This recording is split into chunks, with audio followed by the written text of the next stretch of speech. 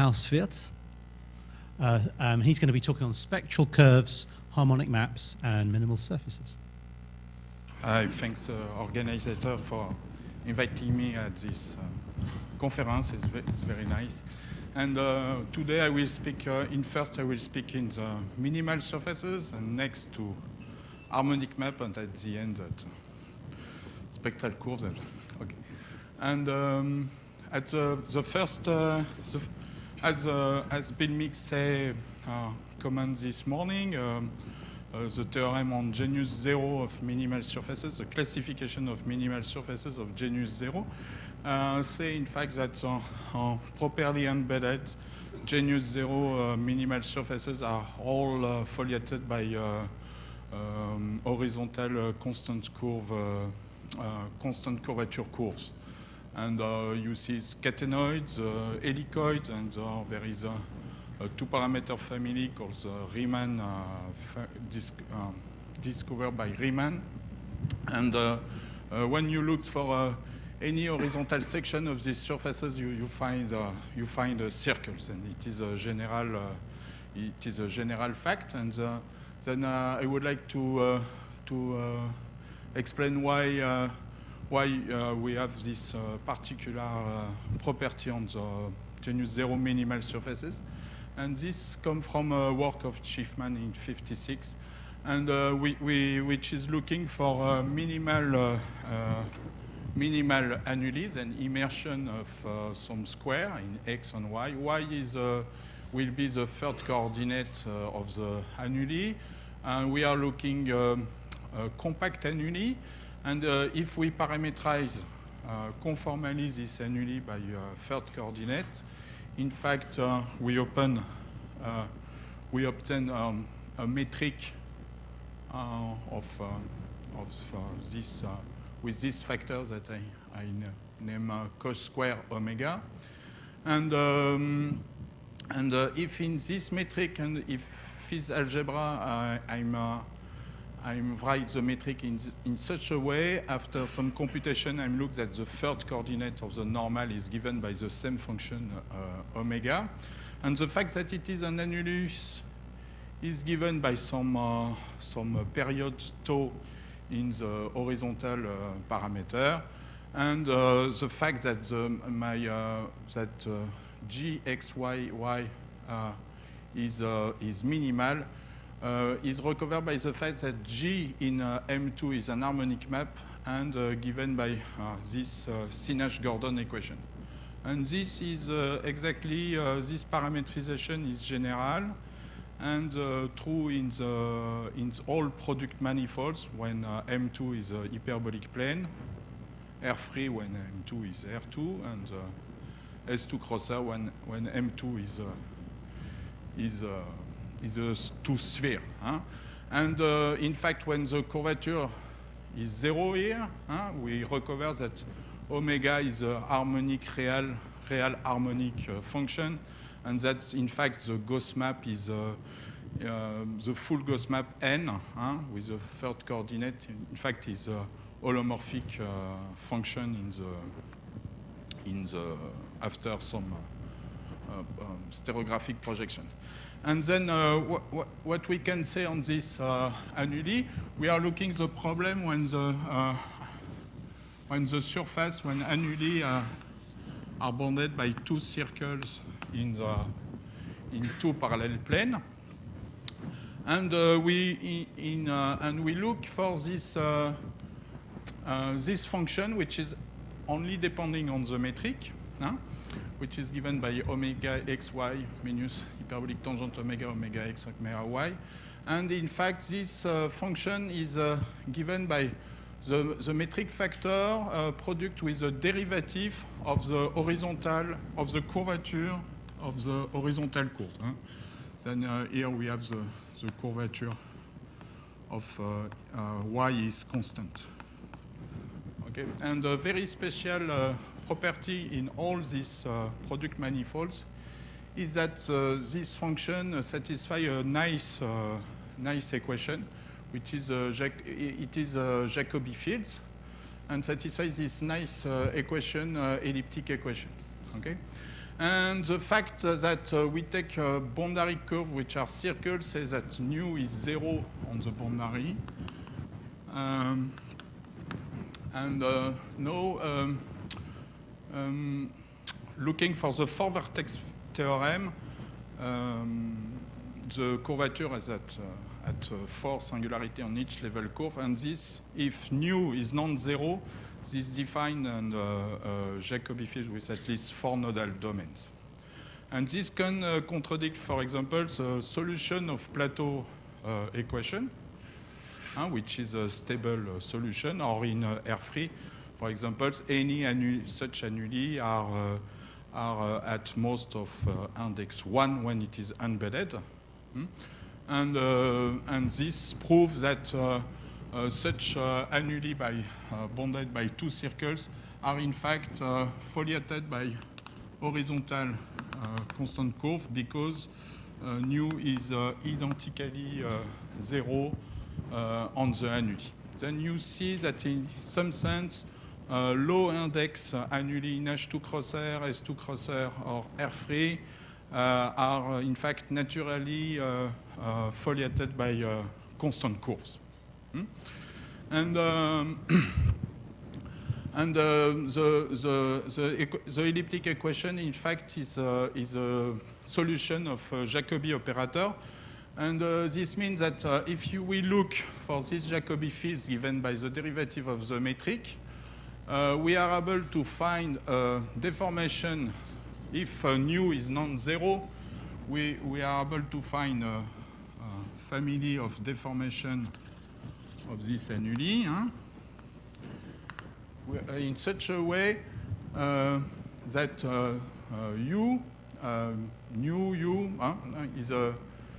nu is a Jacobi field, and in the metric, the factor of the metric, which is solution of Synnach-Gordon equation, as first variation u. And when we compute u associate to this Jacobi fields, which express in some way, for example, the defect to be foliated by circles, then we find a Cordovec-de Vries equation. The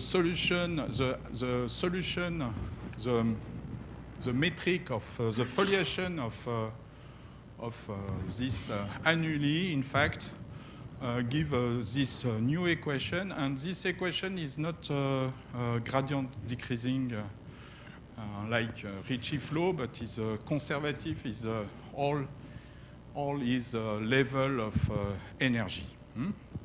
And then it will give some study a little bit more complicated in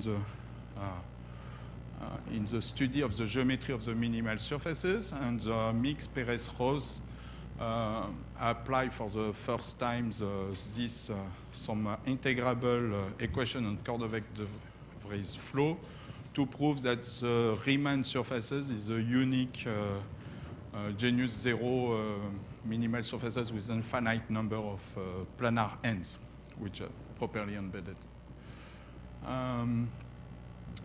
When we are looking in S2 crosser, an argument of Rosenberg and Mix says that if you look for C1, which is a geodesic, and C2, which is another geodesic at different height, and then you solve the plateau problem, then you obtain an annuli foliated by bounded curvature curves. And since it is some geodesic, you can make some Schwartz reflection, and to obtain periodic and complete annuli in S2 crosser.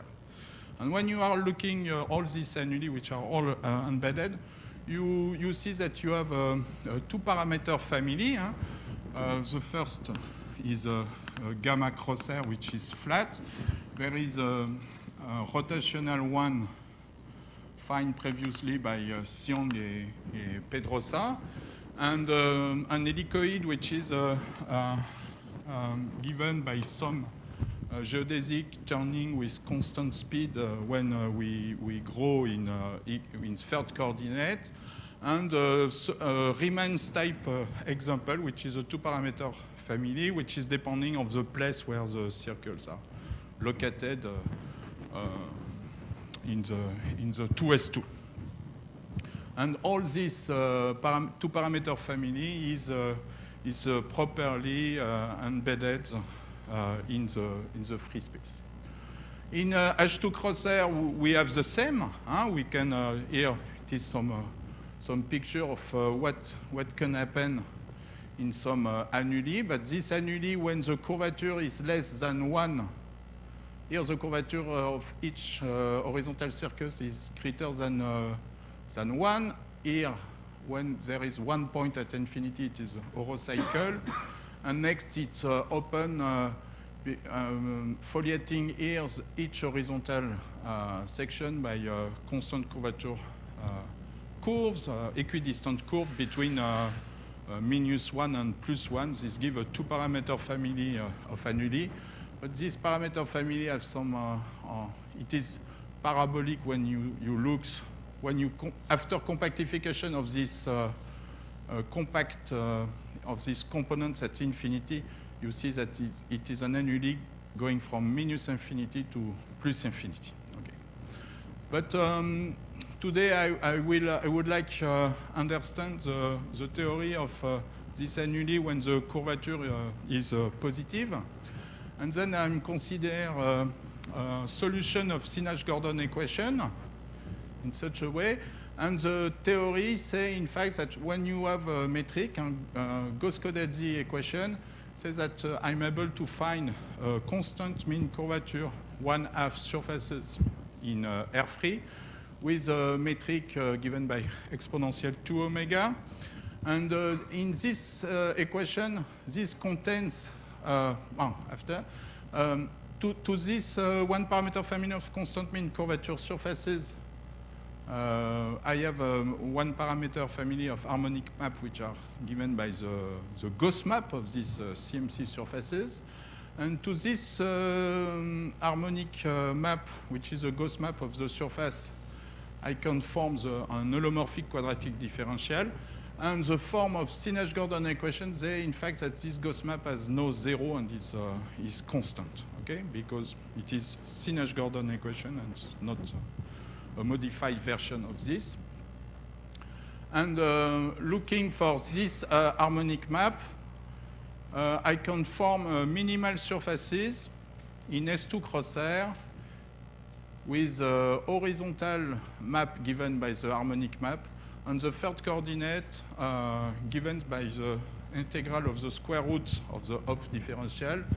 And this give you conformal parametrization of these minimal surfaces.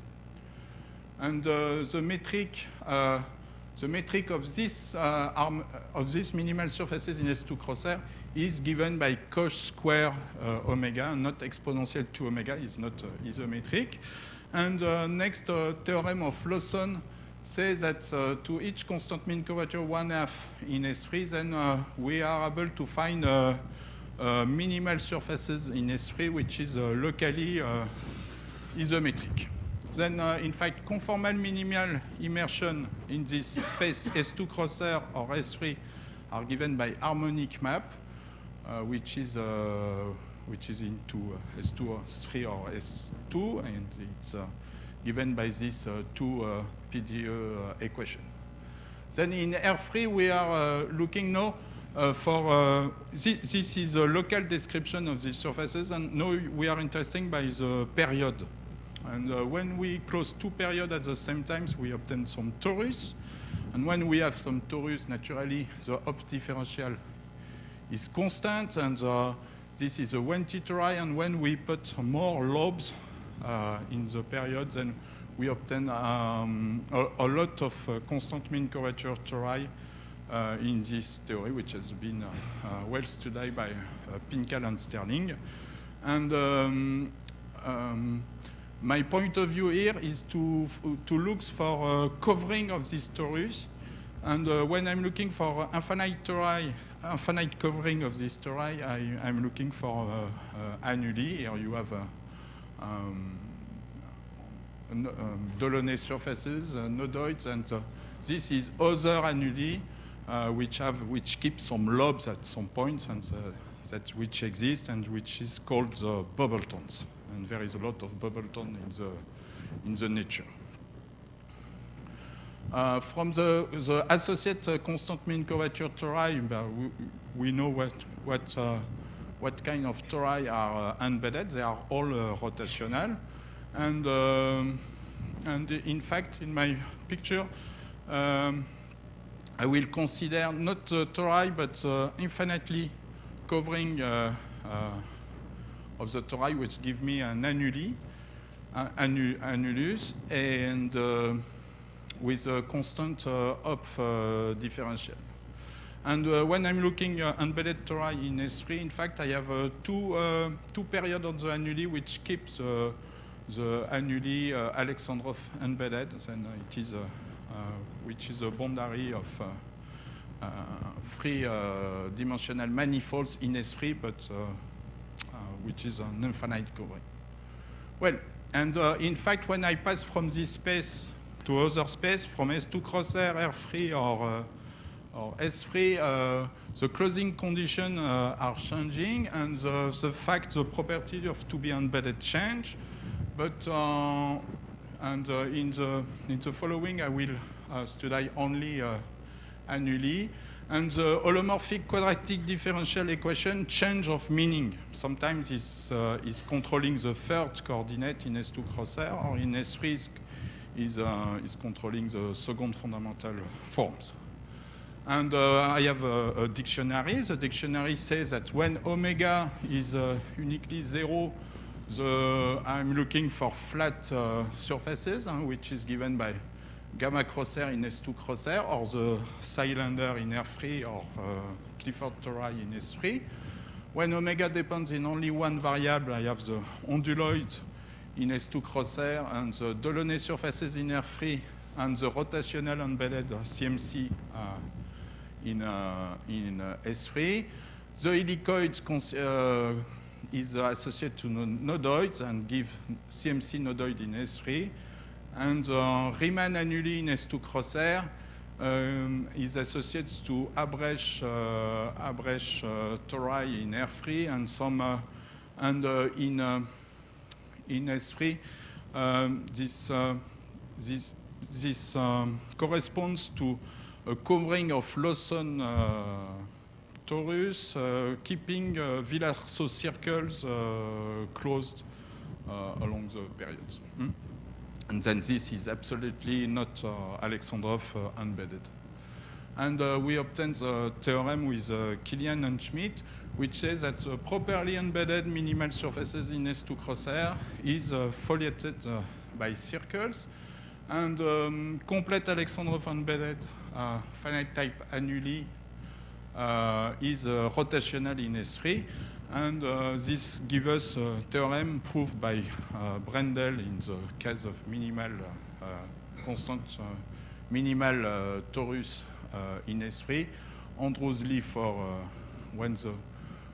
constant mean curvature surfaces when the mean curvature is non-zero, and the theorem of Mike Anderson, which speak today ago on some. With the point of view of rigidity of Heegard splitting surface. Free manifolds bounded by Heegard. Okay. And in fact, the maximum principle in S2 cross R says that the surface cannot be tangent to a section. This will be contradict the maximum principle. And since the third coordinate has absolutely no critical point, this gives me that the Hopf differential has no zero, and that the annulus is a parabolic type. And this is extremely good to apply a technical of integrable system to study this problem. And in S2 cross R, I have an important theorem which says that, in fact, using Minkowski-Kolding theory, that properly embedded imply bounded curvature. And the curvature is controlled by the third coordinate of the flux. third coordinate of the flux is the integral of the conormal. The flux is given by the interval of the conormal on the curve, which is non-homologically trivial on the annuli. And the method that I will present, in fact, is working very well for regular annuli. Regular annuli means the fact that it is parabolic types, bounded curvature, and quadratic differential without zero on the surfaces. And we remark that, in fact, in the nature, most of the properly embedded examples has some ends which are regular. And then the general conjecture will be to prove something that when the curvature, scalar curvature is positive, then the properly embedded minimal annuli, when it is embedded, then implies that regularity of this ends. And then properly embedded annuli has bounded curvature, and in the other way, in S3, infinite covering of compactory give us bounded curvature annuli and without zero of the Hopf differentials, and it is perfect for our theory. And we are looking for Min-Alexandrov embedded surfaces. And look, in S2 crosshairs, the bounded curvature says something that the parabolicity and bounded curvature says that we are completely controlled by solution of Sy-Nash-Gordon equation. And in the theory, we will have to care with some immersion of C into S2 crosshair with one period tau. Okay, and tau, we will see that tau is exactly the flux in this good parameter, and in this parametrization of first coordinate of the. Then bounded curvature implies that annuli are finite type. I will define what means finite type later. And this annuli, in fact, can be has been parameterized in an algebraic way by Hitchin and Pincal-Sterling. The whole space moduli of this annuli can be described by a set. By the set of hyperelliptic Riemann surfaces and the holomorphic line bundle, which is represent, in fact, the way to close the period tau. And an annuli and study of this space moduli we say spectral curves, we will say that we can flow into the space of properly embedded annuli and converge in some way to the flat examples. And next, study the possible deformation at this level of the algebra. We will prove some uniqueness of our surfaces. Then to study the space moduli of such annuli, I have to look for the periods tau, immersion of C, one parameter family of immersion, which is associated to only one metric, exponential 2 omega in the free sphere and cos square omega in S2 crosshair, Hopf differential which is constant, all is given by this equation of Sy-Nash-Gordon. Then we are looking now for the space of solution of this equation. And this equation, we would like to understand the tangent space of the solution of this equation, and to look that we look for the linearization of the equation, and this operator, this linearized operator, which is the deformation of the flow into the space moduli, admit a lot of solution. If you are looking actually an algebraic family come into the picture, if you consider a solution of this equation, you can find a new function phi which satisfies this system depending, of course, of omega at the beginning, and you obtain for any Jacobi fields you can produce a new one, which is of higher degree and which is given by the Jacobi fields with the derivative zz minus omega z phi n, and this satisfies the same linearized equation of Synnach-Gordon equation. Then you have a lot of possible deformation of the metric, and when you look all this deformation, you are looking for the flow of the derivative of the, when you integrate this Jacobi fields by solution of Synnach equation, you obtain a flow. And if you put in this at the first step, if you put 0, okay, you obtain phi n is constant, and next a second flow which is given by the derivative of omega z, which is solution. And next, if you put in the machine in the hierarchy u1, which is omega z, you obtain omega z minus 2 omega z cubed, which is the second flow, etc., etc. And you find a countable family of possible deformation of your space of solution of Synnach-Gordon equation at the point omega. And and to each deformation at the first degree, you can find an associate Jacobi fields on the surfaces by integrate this first linearized solution.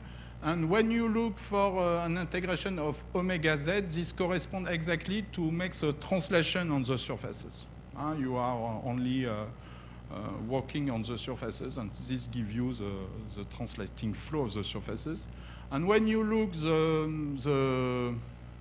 the second flow given by the Cordovec-De Vries equation, you find exactly the Schiffmann-Jacobi field that I described before, which is the derivative given by the derivative of the curvature on the surfaces.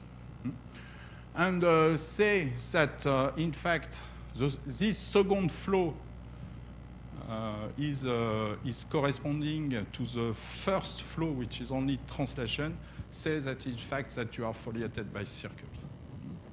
This is exactly what we want to prove, is that we cannot produce an infinite number of flows, but when we arrive at the second flow, it depends on the first flow, in fact, and the third one depends on the third flow, etc., etc.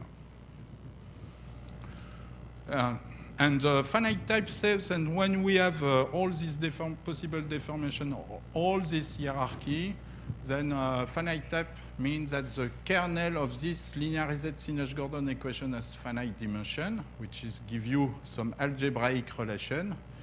And this algebraic relation exists for some G, of course, when you have a torus, because it is compact, and the kernel has finite dimensional. And when you are on the annuli, there is a theorem of Frank Packard and Ralph Mazeo, which says that when omega is uniformly bounded, which means that the curvature is bounded, that it is finite annuli too. And then the theory of integrable system of Pincal-Stirling say that, in fact, you can integrate these first variational fields into a true solution of Synnach-Gordon equation. And this defines a G-dimensional family of deformation on the metric, and which are commuting together. Commuting means that when you change in variable z, or when you and then next you deform in Cordovec-de Vries, then you find the same points when you deform in Cordovec-de Vries and flow into the variable Z. And integrable system theory product the existence of the associate minimal family. And all these flows are commuting, and you have a solution of the metric and the associated immersion. And the theory says that you have long time existence for all the deformation of the metric of the surfaces, and then the immersion are not isolated. And recall what say Michael Anderson 2 days ago. Then he find, in fact, some rigidity of three-dimensional manifold. He says that the embedded tori cannot be deformed. Then it says that, in fact, that the only possible deformation are coming from the translation on the surfaces, or there is not when it is Lawson tori. And here, in this theory, we say that if we have more complex examples, then it's come in G-dimensional family. So in fact, the theorem of Michael Anderson say in fact that G is 0 or 1. And then in this way, when G is 0 or 1, we have all our we have Lawson and rotational annuli. And this is exactly. And when you look for an immersed tori, because there is a lot of tori, then you can deform this tori without rigidity. And this deformation preserves exactly the conformal type of the tori, because it preserves exactly the same period. Why? Because the action is very commutative, and then minimal annuli come immersed minimal annuli come in fact into a family of smooth deformation of G-dimensional family of tori or annuli, depends what you are looking for. And this set is called isospectral set, and has a commutative group structure. Then this says that in fact you can see this set as a group, and this group later I will say. And the games now is when we consider omega, then the closing condition is isospectral property, and this doesn't depend on this condition of the algebra. And then it is exactly what I'm saying, that surface come in G-dimensional family of deformation which exists in long time. Then the space moduli of annuli is given by the union of this isospectral set. And the game is to find a deformation of the algebraic condition now, in view which will be preserve the condition of close the period. The period can change, of course, but some deformation opens the period. There is no more period. It gives some quasi-periodic immersion of the plane. Then you have to find your own path. And this induces, in fact, a deformation of the family of flow. From one torus, you have a trajectory. You have a infinite time deformation of your tori, and when you deform, you move the whole trajectory.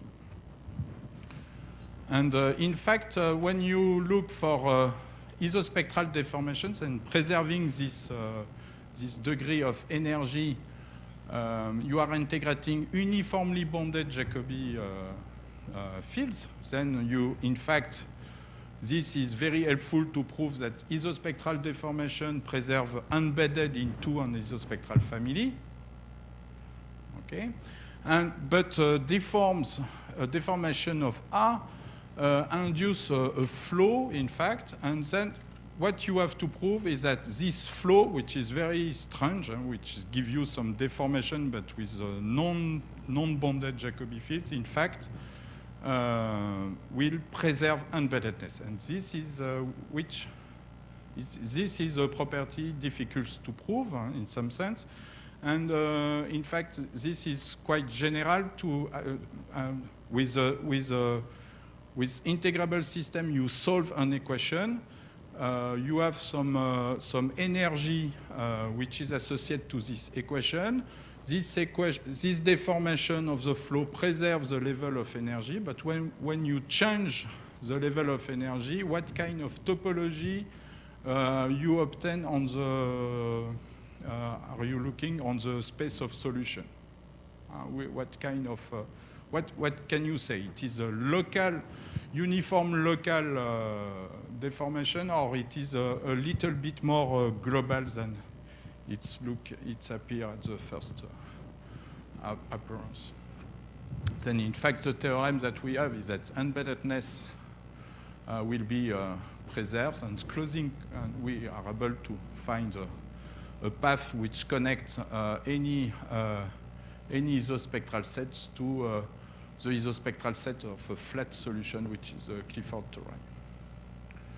Then the number J of the algebraic condition is what we call the spectral genius. And J equal 0 implies that it is Clifford. J equal 1 implies that you have only one way to deform your surface. This means that you are in cohomogeneity 1, it is rotational surfaces. And G equal 2 contains foliated constant curvature curves. And in the 90s, Hitchin introduced to study harmonic map from the torus to S2 or S3, what he calls spectral curves. And spectral curves is in fact, then it is an hyperelliptic Riemann surfaces, given by this equation into C2. And here A0 is constant because the Hopf differential is 0. And there is some symmetry which is coming from the fact that we are working in, we will working in the SU2. SU2 is represent the set of moving frame as a isometry to represent the S2 or S3. Okay. And then this, when we are looking these spectral curves, in fact, coming with this, you can define potential. Then what is a potential? Potential is some matrix, which is polynomial matrix. Then this polynomial matrix says that in fact each degree n represents the nth flow. Encodes in itself the first matrix encodes the translation. The second one in lambda encodes the Cordovec de Vries and etc. And in fact, this will be more easy. Then it is some polynomial in lambda. And when I'm looking the determinant of this matrix, this gives the spectral curves. Okay, then the spectral curves, in fact, the set of potential, we are some matrix in some particular form, which is symmetric in this way. In such a way, the determinant is exactly this spectral curves. And the isospectral set of the surfaces I represented by this set of potential completely. And this symmetric relation, we will say that the isospectral set is in fact compact. And when you are looking an eigenvector of this matrix, the zero and the pole of this eigenvector will you define the Jacobian of the spectral curves. Then in fact, what we have there is some parametrization of the Jacobian of the spectral curves. And then it is a flat dimensional torus. And when the spectral curve has no higher degree, it says that CMC annuli are quasi-periodic, in some sense. Okay. But when the spectral curve has some singularity, it appears other orbit in the isospectral set, and this gives you bubble tone. Bubble tone are which are with lobes, are exactly this construct with this higher dimensional orbit in the singular spectral curves.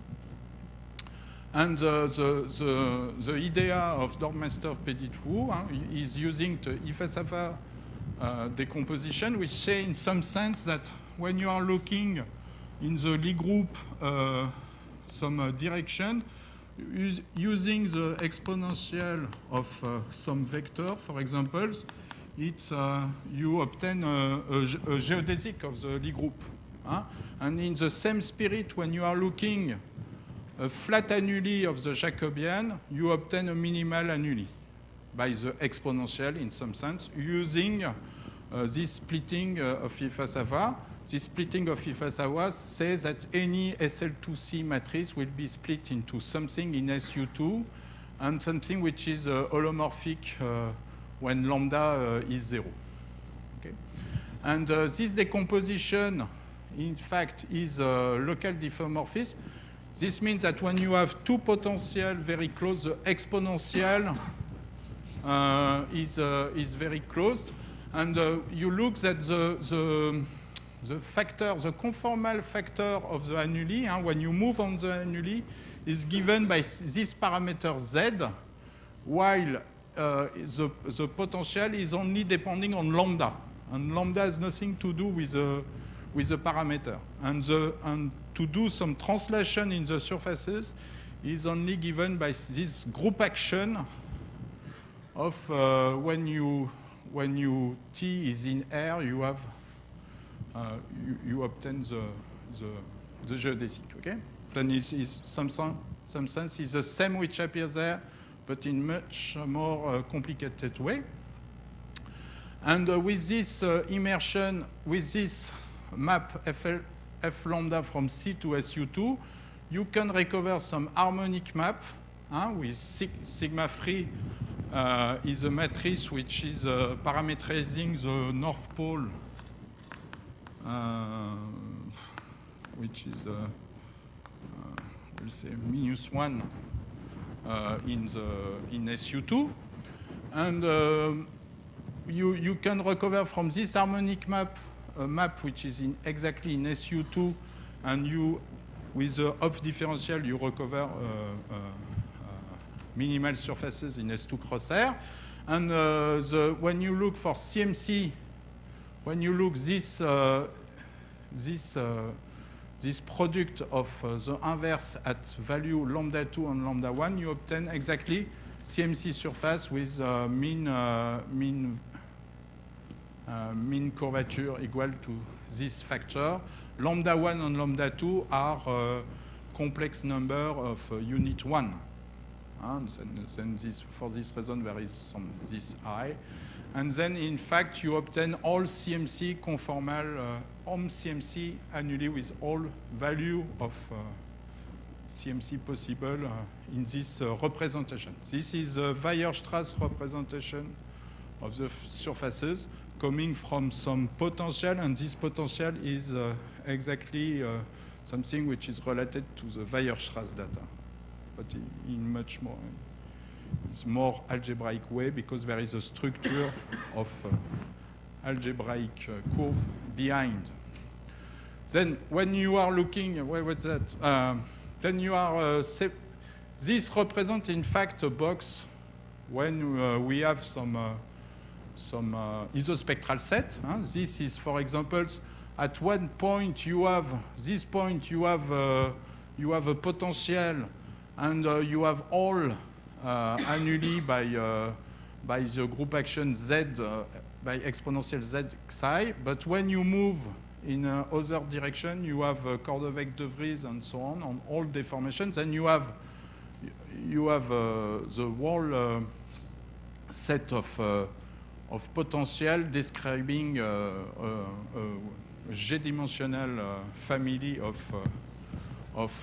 annuli.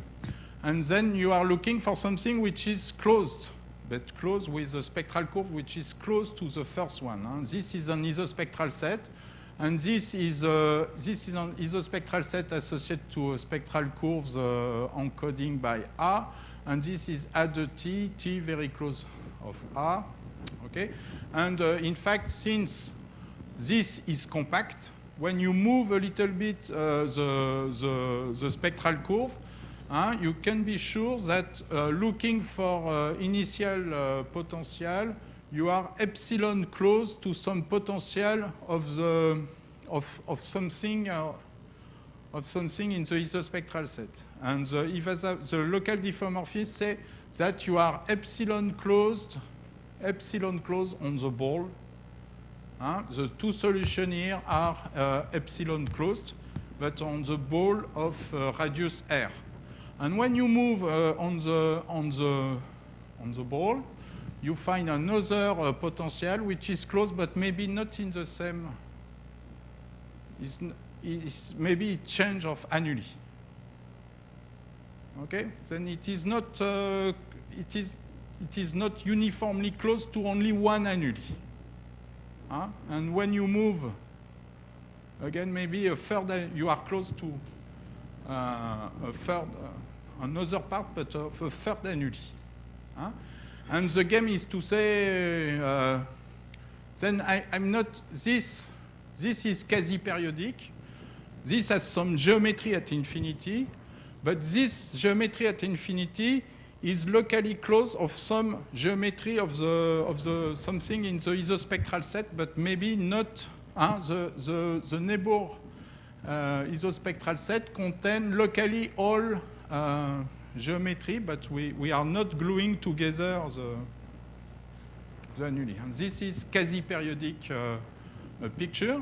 And in fact, when you are in S2 cross R, if this is embedded, but all isospectral deformation are embedded, because passing from this to this, you integrate the bonded Jacobi fields.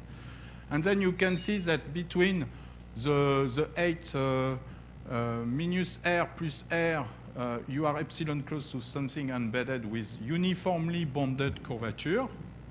Then you are preserving exactly the embedding.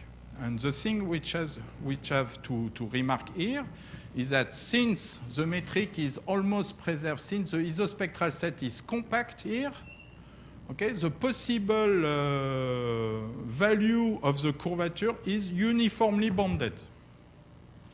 And since the uniformly bonded and embedded, in fact, any embedded annuli has some Collar neighborhood with an epsilon width which is uniform in the isospectral set. And for this reason, deformation in the isospectral set will preserve embedded in S2 cross R. In S3, the thing is a little bit more complicated, and you have to look for some for complete mean convex immersion into S3. You are looking free number depending on the geometry, which is the maximum of the two absolute value of the principal direction, which is bounded by max of the curvature. The Cut-Locus function, and then the Cut-Locus function is given by the when you have a point on the surface, you came into the three-dimensional manifolds with a geodesic, and at some times you will meet another geodesic starting from a different point, and the bounded Cut-Locus away from zero says that C this distance is bounded away from zero, and this is related to the possibility to find a tubular neighborhood of the surfaces. And this tubular neighborhood exists because we use the maximum principle at infinity for constant mean curvature surfaces. If you don't have constant mean curvature surfaces, but any Alexandrov embedded mean convex surfaces, you need in this topology to assume this cut locus bond. And next, we need a third uniform third derivative of the second fundamental form in view to prove an uniform Chord-Arc bond between the boundary and the interior equation. And when we have this free constant, in fact, when you look their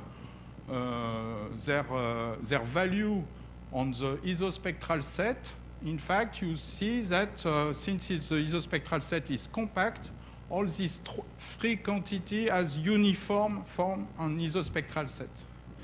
And then when you are in this picture, you are looking this part of the surfaces you send by an isometry epsilon close to this one, and in fact you construct via the tubular neighborhood, you look for the immersion of these three-dimensional manifolds. You extend on this one. You have a three-dimensional manifold. You are looking for something which is a graph, because you are epsilon closed, and you extend this three-dimensional immersion, these three-dimensional manifolds to a three-dimensional manifolds with this new boundary. And in fact, this construct a local three-dimensional manifolds. And the game, when you change here, is that you have another open mean convex three-dimensional manifolds, and you have to prove that with Chord-Arc bonds and control of the cut locus on the bond of the curvature, that you can glue the three-dimensional manifolds inside. And to do that, you need a control of the cut locus function, of the set of cut locus. And if you're not going too far from, if you are gluing pieces which are enough closed, in fact, in this way, you can construct an Alexandrov embedded immersion with bounded by this immersion. And this is quite touchy, but this is quite general for any non-compact mean convex submanifolds, or to construct inside the associate interior. And this give a criterion to say that, in fact, you are looking something which is not global, not completely local, but something which is in intermediate. And mean convex Alexandrov property is something which is intermediate between immersed and embedded, and that what we call from local to global. This is a picture. This is a geometric picture of this theorem, and this is related to the way to the topology of the space of annuli given by this construction of spectral curves, and you cannot expect more. Okay. And next, you have to, in the last 5 minutes, I would like to speak about the period problem. Then the immersion is periodic if the isometry is from a given tau is given by plus or minus identity. This says that you are closing when you are from 0 to tau. You are giving fz give you closed curves. And this closed curve, in fact, f is plus or minus identity, is related to the, when tau is given, when you move lambda on the spectral curve, you are looking the eigenvalue f lambda tau is give you some function, and this function, in fact, is holomorphic and without zero on the spectral curve minus 0 and infinity, because maybe you recall or not that you have in the potential you have a simple pole at lambda and at 0 and infinity. Then mu is a function holomorphic. Mu has essential singularity, and when you study this essential singularity, you see appear the period, in fact, in the essential singularity of this holomorphic function. And when you are looking the property of this function take value plus or minus 1 at the 0 of the branch point of the hyperelliptic Riemann surfaces. And if you closed, if f lambda is plus minus identity at lambda 1 and lambda 2, you are obliged to have mu is plus minus 1 at these two value, lambda 1 and lambda 2. And this, when you are on the unit circles, you evaluate the mobile frame at these two punctures, at these 2 points, lambda 1 and lambda 2, and when you will move in spectral curve, you will move maybe the value of the mean curvature. And this, in fact, this define a space moduli defined by hyperelliptic Riemann surfaces associated with an holomorphic function with some essential singularity as 2 marked points. And this has been very well studied in the literature by Kontsevich and Zorich, by examples, in the different problem of dynamical system. And this structure but in this picture of minimal surfaces, mu has some extra property which is help or constrains the deformation. Then I have 1 minute now, and when I consider a real polynomial, I will look for deformation of the spectral curves, but keeping the holomorphic map existing. And then to exist, when I move log de mu, which is a meromorphic map by this polynomial C, then to say that I preserve the existence of log de mu, it says that the differential of the mu, which is related to the polynomial B, satisfy this equation, which is related to ordinary equation. And then the roots of A has to move here. The roots of B of the branch point of mu has to move there.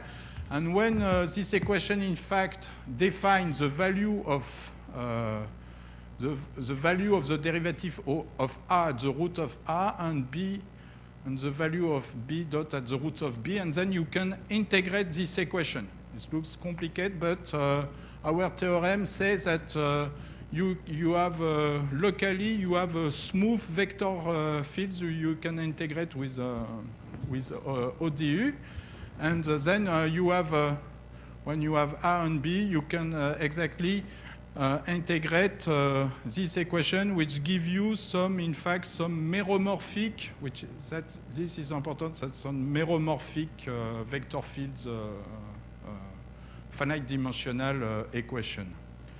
And next, you integrate these vector fields of spectral data, and what you ask is you increase the flux tau along this deformation. The flux tau is a period, and to increase this flux, you say that the C has a lambda 0 over B0, the real part is negative, and this will be increase the period of the flux.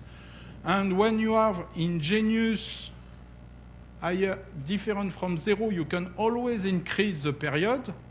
And at one moment, you have to attain some max. And when you have at the max, it says the fact that you cannot more increase says that you are in genus 0.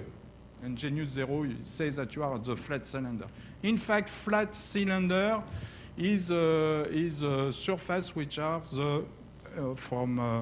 which has a period 2 pi.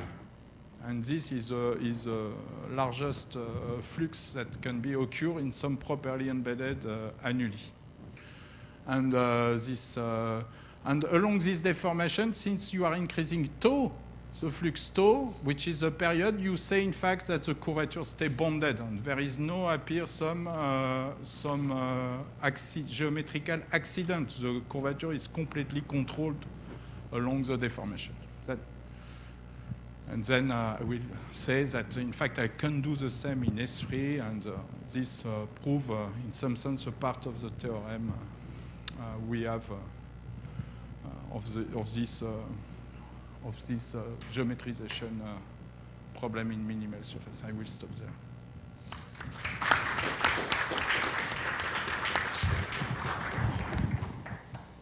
Right, questions?